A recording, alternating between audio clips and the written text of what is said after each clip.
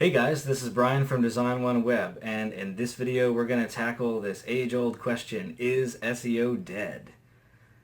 You may have heard this before. It's been a big headline. It seems to resurface every time Google announces a big algorithm change. Articles all over the web professing, oh geez, this new change, SEO is dead, SEO is dead. Short answer, no. But you came for more than that, obviously. So let's delve into that a little further. Why do people say that? Well, there's a lot of SEO techniques that have worked over the years that help websites rank better, but it's sort of exploiting the way that a given Google algorithm works and deems a page important. Google doesn't like that. They want to deliver a good experience for the user, so they want to find sites that are legitimately good answers to people's questions. And sites that are of low quality and just use exploitive tactics to rank, the algorithms are constantly being updated to kind of block those tactics so that doesn't happen. And a lot of times you'll see where SEO people that have relied very heavily on those types of tactics, after an algorithm update, whoops, my site doesn't rank at all anymore. So that's probably led some people to assume SEO is dead, but really crappy SEO tactics are dead or dying. Doing it the, quote, right way, not at all. Here's a good example of what I'm talking about with that. Over the years, I've met, obviously, a lot of different folks in this industry, some of them very sharp. I've learned a lot from, others less so. And this example is from one of the latter of those. He was outsourcing content creation for his website to, some foreign country that didn't natively speak English. The kind of thing where you could get a whole bunch of written content for less than $10. And he was getting, I think it was like 50 articles a month just written, churned out very quickly, very cheaply by people. And when I asked him why he was doing it this way, his answer to me was, well, it's been shown that a website that publishes more than 40-something articles a month is seen as a legitimate news site and automatically ranks way higher than sites that don't publish that often. So I'm just going to buy a whole bunch of articles, and we're just going to time them out throughout the month so that the site can publish 50 articles and then we'll rank. I read a couple and I was like, these are terrible.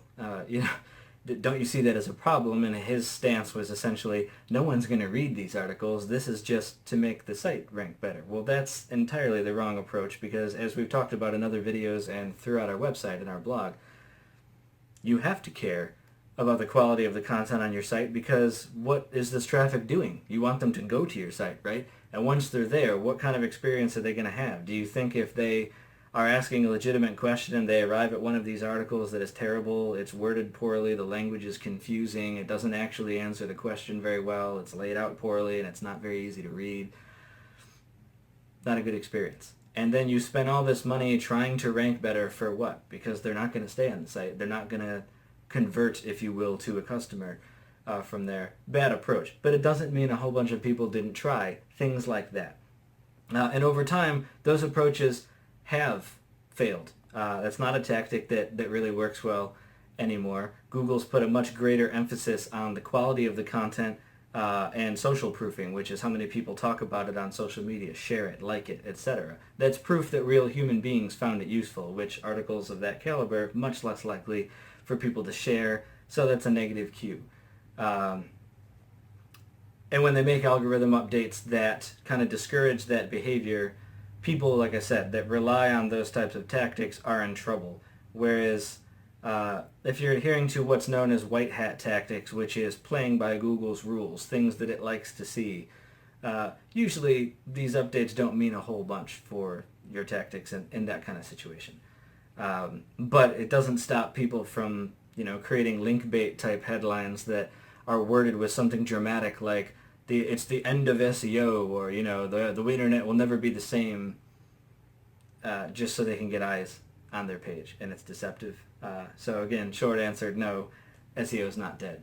If you want more information about what SEO is, or how you can do it, how you can get started, how you can even run SEO audit reports for free to kind of get a feel of where your site is at, we put links below this video to those types of content to answer those questions. And if you want to see more videos where we cover everything from creating new content to doing SEO to improving the web design of your site, subscribe to our channel, and we'll be posting a lot more to delve into that kind of content for free. If this was helpful to you, click like and share any questions you have below, and we're happy to answer them.